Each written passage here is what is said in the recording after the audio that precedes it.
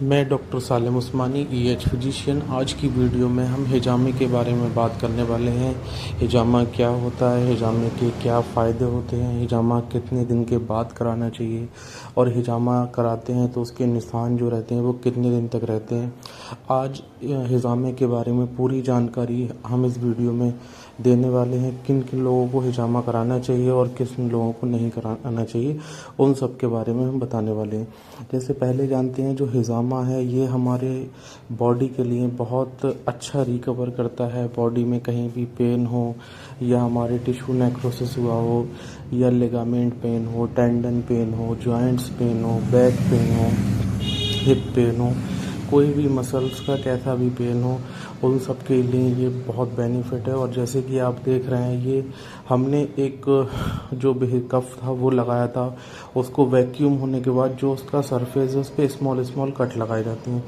ये small cut इसलिए लगाई जाती हैं, जो भी गंदा खून होता है बॉडी के अंदर वो इन कफ के ज़रिए कफ में आके बाहर इकट्ठा हो जाता है। और जो हिजामा थेरेपी है इसमें सिर्फ डीऑक्सीजनेटेड या गंदा खून ही निकलता है, आपका अच्छा खून नहीं निकलता है। इसके जो निशान हैं ये लगभग 24 से 48 घंटे के बाद निशान चले जाते हैं। और जो ये खून निकलता है ये आपको कोई भी कमजोरी या आपको कोई भी ऐसी कोई परेशानी महसूस नहीं होती है। कुछ लोगों का क्वेश्चन था कि हिजामा में जो ब्लड निकलता है, क्या इसके निकलने के बाद हमें कोई कमजोरी, किसी तरीके की कोई परेशानी हो सकती है? तो ऐसा कुछ भी नहीं हो सकता है। और कुछ एक पेशेंट था, उसका कहना था कि मैंने हिजामा कराया तो मुझे क्या टेटनिस का इंजेक्शन लगवाना चाहिए। तो जो हम इसमें हिजामे के लिए एक सर्जिकल ब्लेड यूज़ करते हैं, ये पहले से स्टेलाइज़र होता है, तो आपको इसमें कोई भी टेटनिस का इंजेक्शन लगवाने की रिक्वायरमेंट नहीं होती है, क्योंकि पहले से ही हम सारी चीज़ों को हाइजीन तरीके से रखते हैं ताकि आपको कोई भी इन्फेक्शन ना हो। अब जानेंगे हम हिजामा किन लोगों को नहीं कराना चाहिए। जैसे कि हिजामा अगर आपकी 50 या 60 साल उम्र है उस कंडीशन में नहीं कराना चाहिए, या हिजामा डायबिटिक वालों को नहीं कराना चाहिए, हिजामा प्रेग्नेंट कोई लेडी है उसको नहीं कराना चाहिए, या हिजामा इन लोगों को नहीं कराना चाहिए विशेषकर या जिसको हेमोफीलिया हो जाता है, जैसे इसमें ब्लड जल्दी क्लॉट नहीं होता है। इन सारी कंडीशन में हमें हिजामा नहीं कराना चाहिए। हिजामा हम कब कब मतलब कराते हैं, तो हिजामे के लिए कुछ हर महीने की सुन्नत डेट होती है जिसके अकॉर्डिंग हमें हिजामा कराना होता है। अगर आप नॉर्मली कराना चाहते हैं, वैसे तो हम कभी भी हिजामा कर सकते हैं। अगर आपको कोई पेन है उस कंडीशन में, या आप जिम करते हैं, हैवी वेट उठाते हैं, आपकी मसल ग्रोथ नहीं हो रही है, आपकी मसल लॉक हो गई है। जैसे कुछ लोग स्टार्टिंग में जाते हैं, जिम ज्वाइन करते ही बहुत ज़्यादा बाइसेप को ट्रेड कर लेते हैं, पूरा एक दिन में 5 से 6 सेट बाइसेप के मारते हैं, उससे बाइसेप लॉक हो जाता है, या कोई भी मसल लॉक हो जाती है तो उससे हिजामे से वो मसल की लॉक खुल जाता है और मसल अच्छे से बहुत प्रॉपर तरीके से ग्रोथ होने लगती है। तो जैसे कि अभी आप देखते हैं, हमने पहले कट लगाए थे, उसके बाद वापस से वैक्यूम को बनाया था। अब जो ब्लड इसमें इकट्ठा हो गया, ये सारा डीऑक्सीजनेटेड ब्लड है। आप देख सकते हैं कितना ज़्यादा कफ में ब्लड है। ये सारा ब्लड हम बाहर निकालेंगे, इससे आपकी बॉडी डिटॉक्स हो जाती है। जो भी बॉडी के अंदर गंदगी होती है सब बाहर निकल आती है। देखिए कितना ज़्यादा अमाउंट में ये ब्लड कफ से बाहर निकल रहा है, ऐसा लग रहा है जैसे कितना ही ब्लड निकल गया है। तो ये जो ब्लड होता है इससे आपको कोई वीकनेस या कमज़ोरी नहीं फील होने वाली है, क्योंकि ये पहले से ही आपकी बॉडी को मतलब डीऑक्सीजनेटेड ब्लड है। इससे होता क्या है, आपकी जो मसल है रिकवरी फास्ट होती है, और जो भी आपके टिश्यू हैं वो अच्छे से रिपेयर होते हैं, बॉडी अच्छे से रिकवर हो जाती है।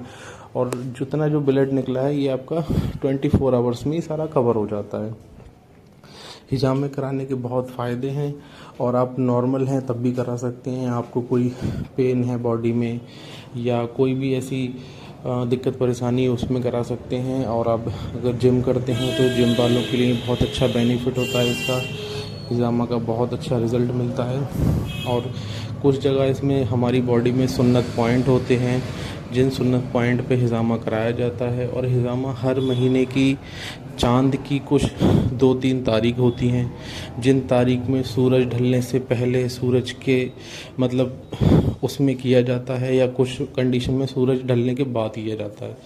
तो इससे हिजामा कराने के ये चीज़ें हमने आज आपको जानकारी बताई। और जैसे हिजामा दो तरीके से किया जाता है। एक होता है ड्राई कफिंग, एक होता है वेट कपिंग। ड्राई कफिंग में हम निडलिंग नहीं करते हैं, सिर्फ कप को वैक्यूम करके और उसको हटा दिया जाता है, तो उसको बोलते हैं ड्राई कपिंग। अभी ये जो हमने की है ये इनकी वेट कपिंग है, मतलब इसमें हमने ब्लड निकाला है तो इसको हम वेट कपिंग बोलते हैं। इसमें जो भी गंदगी है वो निकलती है।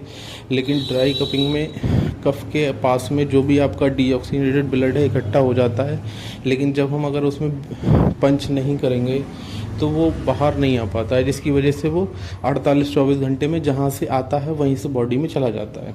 क्योंकि जब हमने वैक्यूम करके गंदे खून को इकट्ठा किया है तो उसको बाहर निकलना भी बहुत ज़रूरी है। जैसे आप ये इनकी बॉडी पे देख पा रहे हैं, जो रेड रेड सर्कल हो रहे हैं, ये सारे कफ के निशान हैं। यहाँ हमने कफ लगाए थे और जो कफ लगाया था वहाँ उस स्पेस में एक वैक्यूम क्रिएट हो जाता है। उसके बाद हमें उसको लगभग 5 से 8 मिनट तक रखने के बाद कफ को फिर हम हटाते हैं, फिर उसमें नीडल से पंचर करते हैं। छोटे छोटे स्मॉल कट लगाए जाते हैं ताकि जो भी गंदा खून आसपास कैपिलरी में या वहाँ पे घूम रहा है मसल में वो सारा बाहर आ जाए। उसके बाद वापस से हम कफ लगाते हैं, फिर वैक्यूम क्रिएट करते हैं, फिर जो स्मॉल हमने निडल से छेद किए होते हैं उनके माध्यम से सारा गंदा खून है हमारे कफों में आके इकट्ठा हो जाता है। इस तरीके से हम हिजामा थेरेपी करते हैं। फिर जब ब्लड आ जाता है तो वो बॉडी टेम्परेचर से हटने के बाद ब्लड क्लॉट हो जाता है। ब्लड क्लॉट होने के बाद हमको उसको ड्राई एक कॉटन से सारे ब्लड क्लॉट को साफ़ करते हैं और अच्छी तरीके से पेशेंट को हाइजीन रखना पड़ता है, क्योंकि इसमें इन्फेक्शन होने के भी कुछ चांसेस रहते हैं। तो ऐसी हेल्पफुल जानकारी के लिए आप हमारे यूट्यूब चैनल को सब्सक्राइब करें। और अगर आपको कोई भी हिजामे से रिलेटेड कोई जानकारी चाहिए या आपको कोई भी हेल्थ टिप्स के बारे में अगर कोई जानकारी चाहिए तो आप मुझे मैसेज कर सकते हैं मेरे यूट्यूब चैनल पे या मेरे इंस्टाग्राम पे या मेरे फेसबुक पे। मेरा इंस्टाग्राम, फेसबुक, यूट्यूब हर जगह आपको मिल जाएगा। मेरा नाम है डॉक्टर सालिम।